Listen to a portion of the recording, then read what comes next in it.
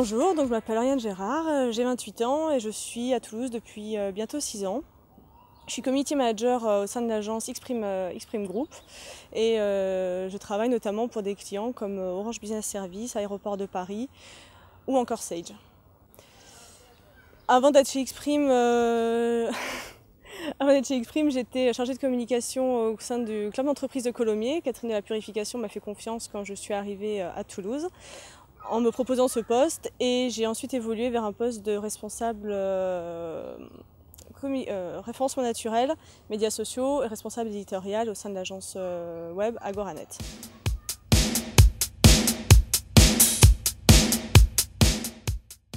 Un community manager, c'est un poste qui est un petit peu à la mode en ce moment parce qu'il y a beaucoup d'entreprises qui ont compris l'importance de gérer leur réputation, tout du moins d'essayer de la maîtriser, et l'importance d'être sur les médias sociaux. Et donc, ce qui fait que beaucoup d'entreprises créent des postes de community manager pour justement s'occuper de cette stratégie digitale. Un community manager, ça sert à quoi? Ça sert à écouter, ça sert à répondre à des questions, ça sert à être véritablement un trait d'union, j'ai envie de dire en fait, entre les internautes et les marques et leurs produits. Ça sert aussi à connaître un petit peu les critiques qui peuvent être émises à l'encontre de ces produits et de cette marque, d'y répondre, donc un petit peu de défendre véritablement l'image d'une entreprise et aussi de mieux connaître les concurrents, ce qu'ils proposent et leurs produits.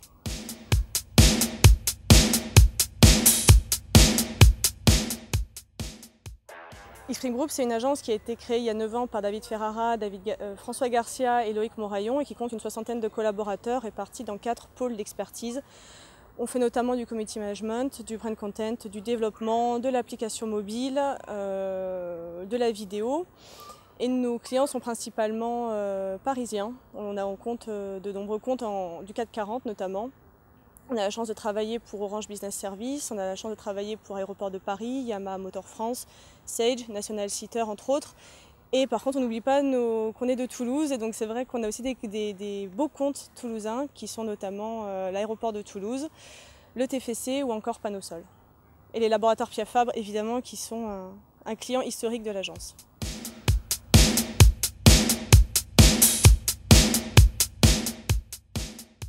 Nos projets au niveau événementiel, on a organisé le premier Facebook Développeur Garage le 27 juin qui était un succès, qui rassemblait une 50aine de personnes à la cantine. Et en fait, ça a frustré beaucoup de monde parce que les places se sont envolées très vite et donc on a déjà en projet de faire une seconde édition avant la fin de l'année. Au niveau projet, on a aussi sorti de nouvelles émissions comme le Checkout qui est un podcast e-commerce et également What the Fac dédié à l'actualité de Facebook. Et on a d'autres projets encore dans les cartons. D'un point de vue plus agence, on a un déménagement prévu avant la fin de l'année pour avoir des locaux un peu plus fonctionnels. Parce que là, on est répartis dans 2 bâtiments, c'est pas très pratique. Donc là, on va avoir un bel open space, une 100aine de mètres carrés avec une terrasse, mais je ne vous en dis pas plus. Et le dernier scoop, c'est un rapprochement avec nos clients parisiens, un rapprochement physique. Alors la dernière page Facebook qui m'a plu, c'est la page de Ben & Jerry's parce que dans le cadre d'un billet que j'ai réalisé pour Blogo Ergo Sum, qui est le blog de l'agence, sur les marques de glace, donc il y avait Ben & Jerry's, Häagen-Dazs et Magnum. J'ai vu la page de Ben & Jerry's et j'ai vraiment accroché sur l'aspect fun, ludique, qui reflétait totalement l'esprit de la marque et sa philosophie, notamment en parlant du développement durable, avec des petits jeux plutôt sympas. Donc véritablement, si vous avez une demi-heure à perdre dans le bon sens du terme pour la découvrir, surtout, il ne faut pas hésiter. Le dernier compte Twitter que j'ai apprécié, c'était celui d'Arnaud Auger, qui est Digital Manager chez Unilever. Donc en fait, il gère les 35 marques du groupe. Et justement, suite à cet article sur Ben & Jerry's, on a pu discuter un petit peu par Twitter. Et c'était vraiment un échange très enrichissant et quelqu'un à découvrir. La dernière campagne de communication 2.0 qui m'a marquée, évidemment, je pense tout de suite à Greenpeace et à sa campagne contre Volkswagen, qui était pour moi bien orchestrée, très intelligente, avec un bon impact.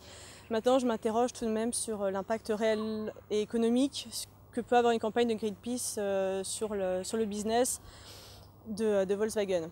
Une autre petite appli que j'ai bien aimée, c'est celle de la RATP qui a sorti son site Vie de merde pour que les utilisateurs et les internautes puissent partager tous les petits désagréments qu'ils ont connus dans le métro parisien. Le dernier blog vu, aucune originalité, c'est celui de l'agence blogoercosum.com puisque étant donné que je travaille dessus et que je contribue les articles, Et bah, du coup, je suis amenée à le relire quand même assez régulièrement. En plus, c'est une mine d'informations plutôt sympa avec justement des sujets aussi variés que du graphisme, du dev, du community management, plein de choses. Je suis plutôt YouTube. Je suis plutôt Facebook, même si j'ai eu la chance de faire partie des quelques happy few qui ont une invitation sur Google+.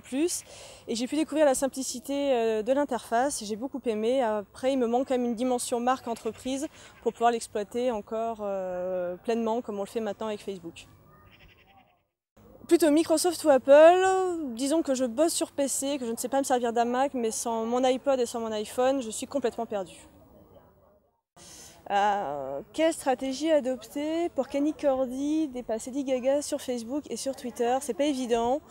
Je préconiserais une petite flash mob avec Télécom Bretagne.